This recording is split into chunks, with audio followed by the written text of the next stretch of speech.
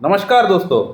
अगर आपको erectile dysfunction का प्रॉब्लम है, अगर आपको टाइमिंग की प्रॉब्लम है, अगर आपका मन में सेक्स के प्रति इच्छा जागरूक नहीं होता है, यानी लो लिबिडो हो चुका है आपको, तो आपको ये वीडियो आज का बिल्कुल देखना चाहिए।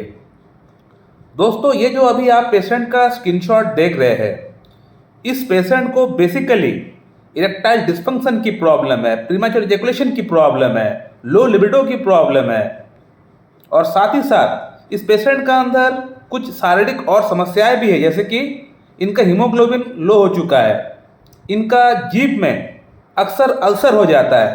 तो ये सब तमाम समस्याओं के साथ ये पेशेंट आज से 2 महीना पहले मेरे पास ऑनलाइन कंसल्ट करने के लिए आए थे, और आज से ठीक 2-4 महीने बाद ही इस पेशेंट का शादी भी है। यानी हम लोग बोल सकते हैं कि नेक्स्ट ईयर 2025 में इस पेशेंट का शादी होने वाला है। तो इस पेशेंट को इरेक्टाइल डिस्फंक्शन की प्रॉब्लम बिल्कुल ठीक करना होगा, जल्द से जल्द ठीक करना होगा, क्योंकि शादी इनका 2 से 3 महीने 4 महीने बाद ही है। ये पेशेंट जब आए थे, इनका जो मेन पॉइंट ऑफ ट्रीटमेंट था वो यही था कि सर, मेरा इरेक्टाइल डिस्फंक्शन की प्रॉब्लम, लो लिबिडो की प्रॉब्लम, टाइमिंग की प्रॉब्लम, इसको आप जल्द से जल्द ठीक कर दीजिए। ये मेरा मेन कंसर्न है। और केस टेकिंग करने पे मुझे पता चला कि पेशेंट का जो हीमोग्लोबिन है वो कम है, और साथ ही साथ जीभ में इनको अल्सर बार बार हो जाता है। तो ये मेन प्रॉब्लम है। अब इस पेशेंट का मैंने थॉरोली केस टेकिंग करके पेशेंट को मैं मार्क्सोल प्रिस्क्रिप्शन किया था, मार्क्सोल 0/1, 2, 3, 4 पहले 2 महीने के लिए। और साथ में पेशेंट ने खुद बताया कि डॉक्टर साहब, आपका बनाया हुआ जो गोली है मुझे वो भी चाहिए, वो भी भेज दीजिएगा। तो पेशेंट को मैं गोली के साथ ट्रीटमेंट को स्टार्ट किया था, और आज 2 महीना हो चुका है पेशेंट का ट्रीटमेंट मेरे पास चलते हुए। पेशेंट का अंदर इतना अच्छा इंप्रूवमेंट हो चुका है कि मैं क्या कहूँ आपको, मैं खुद ताज्जुब हो चुका हूँ। मुझे खुद बिलीव नहीं हो रहा कि इतना अच्छा इंप्रूवमेंट हो चुका है इस पेशेंट का अंदर।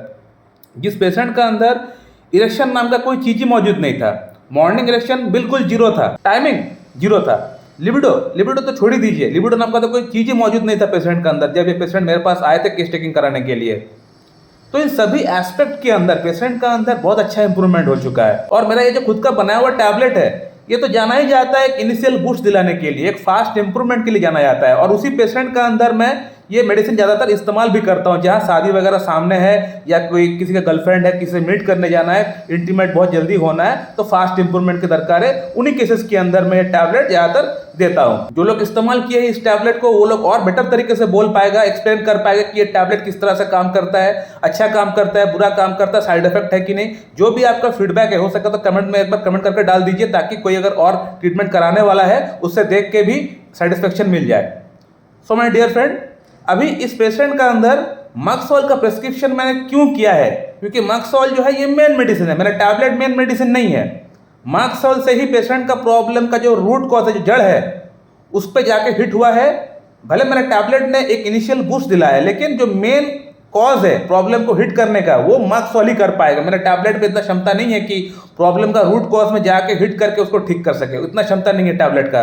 उसका क्षमता सिर्फ कॉन्स्टिट्यूशनल मेडिसिन से होता है, और कॉन्स्टिट्यूशनल मेडिसिन होता है पेशेंट का टोटालिटी के बेस पे, जो सिम्टम्स रहेगा पेशेंट का, उस सिम्टम्स के आधार पर ही जो मेडिसिन निकलेगा, उस मेडिसिन से ही पेशेंट का प्रॉब्लम, सारी प्रॉब्लम्स ठीक होगा। और इस पेशेंट का जो कॉन्स्टिट्यूशनल रेमेडी निकला केस टेकिंग करने पे, वो था मार्क्सोल। तो मार्क्सोल से पेशेंट का सारी समस्या एक एक करके ठीक हो रहा है, अब इनफैक्ट ठीक हो चुका है। अब लाख रुपये का सवाल ये आता है कि इस पेशेंट को मैं क्यों मार्क्सोल ही प्रिस्क्रिप्शन किया हूं, क्यों एग्नेस कैस्टस प्रिस्क्रिप्शन नहीं किया, क्यों सिलेनियम प्रिस्क्रिप्शन नहीं किया, क्यों डामियन प्रिस्क्रिप्शन नहीं किया, क्यों योहिम्बिनम प्रिस्क्रिप्शन नहीं किया, क्यों कैलाडियम प्रिस्क्रिप्शन नहीं किया, क्यों स्टेबिसेग्रा प्रिस्क्रिप्शन नहीं किया, क्यों एसिड फॉस प्रिस्क्रिप्शन नहीं किया, क्यों लाइकोपोडियम प्रिस्क्रिप्शन नहीं किया, क्यों?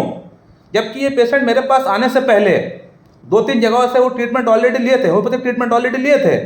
उन सभी डॉक्टर्स ने घुमा फिरा के वही सेम मेडिसिन, जो ग्रुप ऑफ मेडिसिन होती है, Agnes castus, selenium, कैलाडियम, योहिम्बिनम, नुफुल-लुटिया, Damiya plant, Damiya ग्राफ्रोड, इस तरह की जो मेडिसिन होती है, जो कि बेसिकली यौन समस्या के लिए जाना जाता है, वही मेडिसिन प्रिस्क्रिप्शन किए थे। तो मैंने क्यों प्रिस्क्रिप्शन वो नहीं किया, मैंने क्यों मार्क्सोल प्रिस्क्रिप्शन किया, तो ये जानना बहुत जरूरी है। मार्क्सोल प्रिस्क्रिप्शन करने के लिए कुछ बातें हैं जो पेशेंट का अंदर देखना बहुत जरूरी होता है, जो कि सिफिलिटिक ग्रुप ऑफ मेडिसिन है ये मार्क्सोल।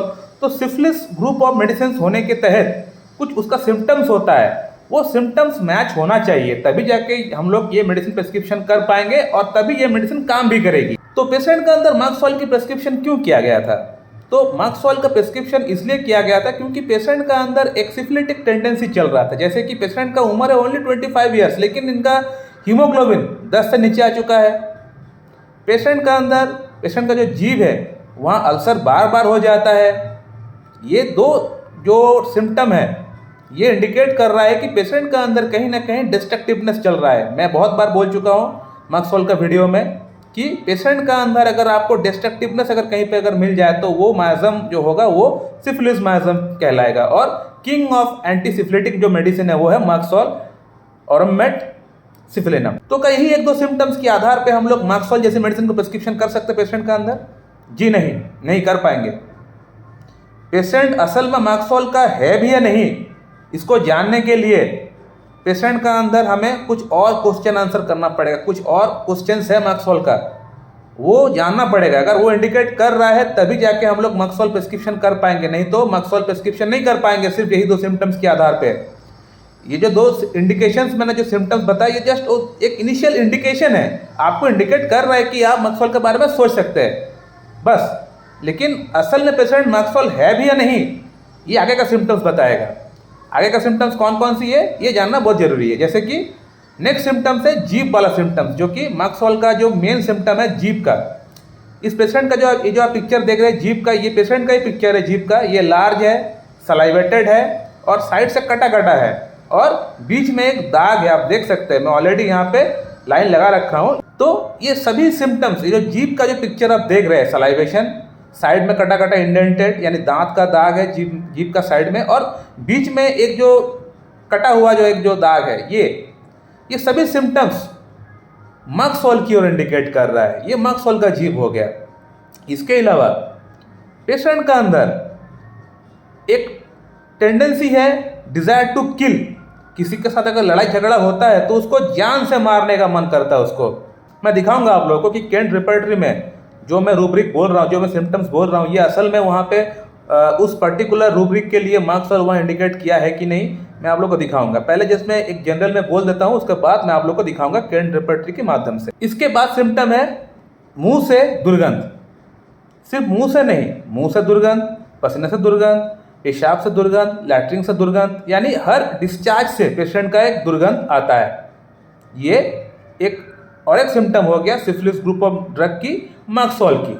मार्क्सॉल का पेशेंट को पानी का प्यास बहुत ज़्यादा आता है, बहुत थर्स्टी पेशेंट है और पसीना भी ज़्यादा आता है, और साथ ही साथ स्वीट खाने की क्रेविंग पेशेंट का अंदर होता है। और ये मार्क्सॉल जो मेडिसिन है ये कहीं ना कहीं राइट साइडेड रेमेडी माना गया है। और इस पेशेंट का अंदर भी जब इस पेशेंट का अंदर गुस्सा बहुत ज़्यादा आ जाता है तो इनका राइट हैंड, राइट लेग वो कहीं ना कहीं काइंड ऑफ पैरालिसिस जैसा हो जाता है। पेशेंट ने बताया मुझे कि डॉक्टर साहब जब मुझे गुस्सा बहुत ज़्यादा आ जाता है तो उस समय मुझे मेरा जो दाहिना हाथ है, जो दाहिना पैर है, वो जैसे काम नहीं करता। Paralysis in the sense paralysis तो नहीं होता लेकिन वो काम नहीं करता, उसको ऐसा फील होता अंदर से।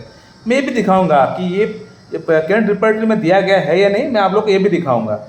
इसके अलावा पेशेंट का गुस्सा मैंने आप लोगों को बोल दिया। पेशेंट का अंदर भूख बहुत ज़्यादा है, खाना खाने के बाद, भरपेट खाना खाने के बाद भी पेशेंट को भूख लग जाता है। ये और एक सिम्टम हो गया मार्क्सॉल का। और रात को इनका प्रॉब्लम कुछ बढ़ता है। क्या क्या प्रॉब्लम बढ़ता है रात को? जैसे कि रात को जब ये सोने के लिए जाते हैं, एक तो इनको एसिडिटी की प्रॉब्लम बढ़ जाता है, और एसिडिटी की प्रॉब्लम के कारण से कई बार इनको रात को वॉमिटिंग जैसा फील हो जाता है, और इनको स्लीप एपनिया टाइप, यानी जब ये रात को सोते हैं उस वक्त इनका सांस अटक जाता है। कई बार ऐसा भी हुआ है। तो मार्क्सॉल जो मेडिसिन है ये, इसका एग्रावेशन रात को होता है। सिफिलिस ग्रुप ऑफ जो मेडिसिन होती है इसका एग्रावेशन रात को होता है। तो ये भी मेरे सिम्टम्स मैच कर रहा है सिफिलिस माइजम की और मार्क्सॉल की। इसके अलावा पेशेंट ने मुझे और एक सिम्टम बताया था स्टार्टिंग में, ये हालांकि उतना इंपॉर्टेंट सिम्टम नहीं है, फिर भी बोल देता हूँ आप लोग को। पेशेंट ने बताया डॉक्टर साहब मैं बहुत ज़्यादा अस्थमाथुन किया हूँ पिछले 10-12 साल से। जब मेरा उम्र था 10 ईयर्स तब से मैं अस्थमाथुन करना स्टार्ट किया हूँ। आज मेरा उम्र 25 ईयर्स है, यानी 15 साल मैंने बहुत ज़्यादा अस्थमाथुन किया है। तो बैड इफेक्ट ऑफ ऑननिज्म भी हम लोग बोल सकते हैं। ये एक हम लोग रूब्रिक पकड़ के चल सकते हैं। वहाँ भी देखेंगे कि मार्क्सवाल है भी या नहीं, वहाँ भी देख लेंगे आप लोग। चलिए अब मैं आप लोगों को केंट रेपर्टरी में लेके जाता हूँ। वहाँ पे मैं आप लोगों को एक एक करके सिम्टम्स दिखाता हूँ कि वहाँ पे जो मैंने रूब्रिक आप लोगों को बताया है वहाँ पे मार्क्सवाल इंडिकेट कर रहा है या नहीं। चलिए ये मैं आप लोगों के लिए केंट रेपर्टरी खोल दिया हूँ, जनरलिटीज खोल कर रखा हूँ। जो लास्ट मैं सिम्टम बताया कि सेक्सुअल एक्सेसिव यानी हस्तमैथुन बहुत ज़्यादा किया है, उसके बाद से प्रॉब्लम स्टार्ट हुआ है, तो वहाँ पे मार्क्सवाल इंडिकेट कर रहा है कि नहीं? जी है, मार्क्सवाल है, भले सेकंड ग्रेड में है लेकिन मार्क्सवाल यहाँ पे दिया गया है। मैं यहाँ पे माइंड चैप्टर खोल दिया हूँ। मैं एक सिम्टम आप लोगों को बताया था कि डिज़ायर टू किल, जान से मारने वाली एक बात मैंने बताया था कि पेशेंट का अंदर एक टेंडेंसी है जिसके साथ उसका पड़ता नहीं है, उसको वो जान से मारने के बारे में सोचता है, उसको मन होता है कि मैं जान से मार दूँ उसको।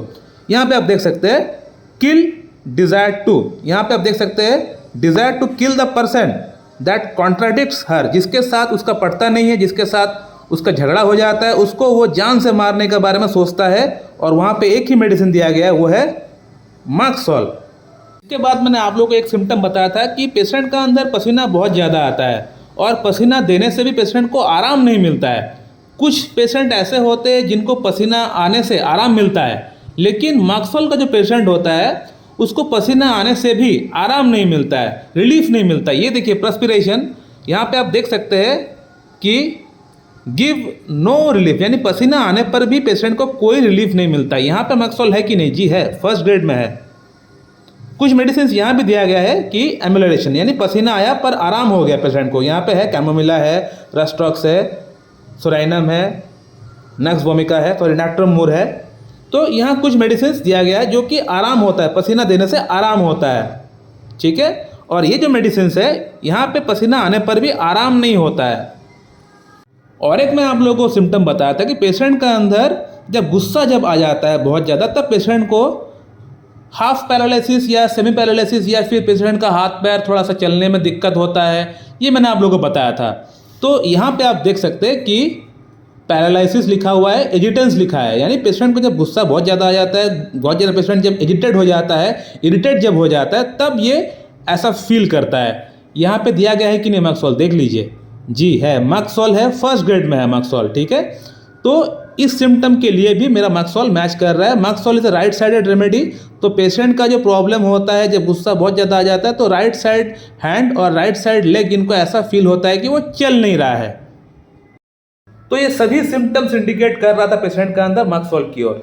अब इस पेशेंट को मार्क्सवाल दिए बगैर ये पेशेंट कैसे ठीक हो पाएगा? आप लोग प्रिस्क्रिप्शन कर रहे हैं इस पेशेंट को agnus castus, selenium, caladium, lycopodium, argentum nitricum, yohimbinum, damiana plant, damiana float, R41। तो इन मेडिसिन से कैसे पेशेंट का प्रॉब्लम ठीक हो पाएगा, जबकि पेशेंट का सिम्टम्स डिमांड कर रहा है मार्क्सवाल के लिए? मार्क्सवाल दिए बगैर ये पेशेंट कैसे ठीक हो पाएगा, मुझे आप लोग बताइए। हाँ, मार्क्सवाल के साथ अगर आपको जनरल मेडिसिन के तौर पे साइड में कुछ और ऐड करना है वो आप कर सकते हैं। जैसे आपका हो गया डामियाना, हो गया मदर टिंचर में, नुफुल्लुटिया हो गया, योहिम्बिनम हो गया, वो भी आपको पैथोलॉजी वाइज आपको देख के करना पड़ेगा। ऐसा नहीं कि रैंडमली कुछ भी आप दे दिए, नहीं, ऐसा भी नहीं हो सकता है। पैथोलॉजी वाइज पेशेंट का वो डिपेंड करता है, डिफर करता है पेशेंट टू पेशेंट, कौन सा पेशेंट कैसा है उस पर निर्भर करके आप एक जनरल मेडिसिन आप एक ऐड कर सकते हैं साइड में, अगर आपको करना है तो। जैसे कि मैंने इस पेशेंट का अंदर किया, मेरा खुद का बनाया हुआ जो टैबलेट है वो मैंने ऐड किया, क्योंकि यहाँ पे इस पेशेंट का अंदर एक फास्ट इंप्रूवमेंट की दरकार थी। मार्क्सवाल जो मेडिसिन है ये आहिस्ता आहिस्ता काम करेगी, डीप टू द लेवल में जाके काम करेगी, लेकिन यहाँ पे इस पेशेंट का अंदर एक इनिशियल बूस्ट की दरकार है, एक फास्ट इंप्रूवमेंट की दरकार है पेशेंट का अंदर, क्योंकि 2-3 महीने बाद इनका शादी होने वाला है। तो इसलिए मैंने पेशेंट का अंदर मेरा खुद का बना हुआ जो टैबलेट है वो मैंने ऐड किया। तो यहाँ पे इस केस में जो मेन मेडिसिन है वो टैबलेट नहीं है, मेन मेडिसिन मार्क्सवाल है। टैबलेट का अंदर इतना क्षमता नहीं है कि वो प्रॉब्लम का रूट कॉज में जाके डीप इनटू द लेवल में जाके प्रॉब्लम को उखाड़ के फेंक सके, इतना ताकत नहीं है। वो जस्ट एक इनिशियल बूस्ट दिलाता है, बाकी उसका कुछ और काम नहीं है और कोई रोल नहीं है। मेन जो ड्रग है वो है मार्क्सवाल या कॉस्टोलिसिल मेडिसिन, जो भी आपका सिम्टम्स के साथ निकलेगा वो आपका मेन ड्रग होगा। उसको दिए बगैर आपका प्रॉब्लम कभी भी ठीक नहीं हो सकता है। मैं अक्सर बोल चुका हूँ, बहुत बार बोल चुका हूँ कि चाहे मेरा खुद का बनाया हुआ टैबलेट हो या किसी और डॉक्टर का बनाया हुआ कोई फॉर्मूला के तहत कोई मेडिसिन हो, वो मेडिसिन आपका अंदर प्रॉब्लम को जड़ से साफ नहीं कर पाएगा। आपको एक इनिशियल बूस्ट आपको दिला देगा, एक पेलिएटिव ड्रग के तौर पे काम करेगा, एक अच्छा आपको फील कराएगा, लेकिन प्रॉब्लम को आपको जड़ से साफ नहीं कर पाएगा। आपका प्रॉब्लम को जड़ से साफ आपका कॉन्स्टिट्यूशनल मेडिसिन ही कर पाएगा।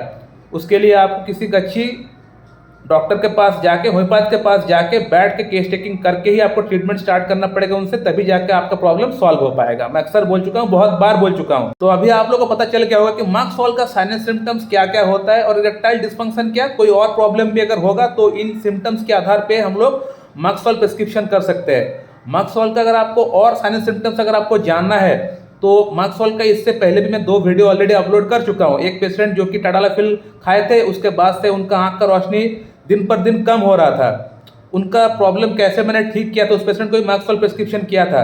वो वीडियो आप लोग जाके देखिए, तो वहाँ पे साइनस सिम्टम्स मैंने और बताए हैं, तो वो भी आप लोग देख सकते हैं। इसके अलावा एक पेशेंट का अंदर स्टैमरिंग की प्रॉब्लम थी, हगलाने की प्रॉब्लम थी, उसका मुंह से आवाज़ ही नहीं निकल रहा था। उस पेशेंट का प्रॉब्लम भी कैसे ठीक किया हुआ है, विद प्रूफ आप लोगों को बताया। पेशेंट का आवाज़ मैंने आप लोगों को सुनाया है, उस पेशेंट को भी मार्क्सवाल दिया गया था, क्या क्या सिम्टम्स था उन वीडियोस में, और अच्छी तरह से डीपली मैंने बताया हुआ है। आप लोग जाके देखिए उन वीडियोस को।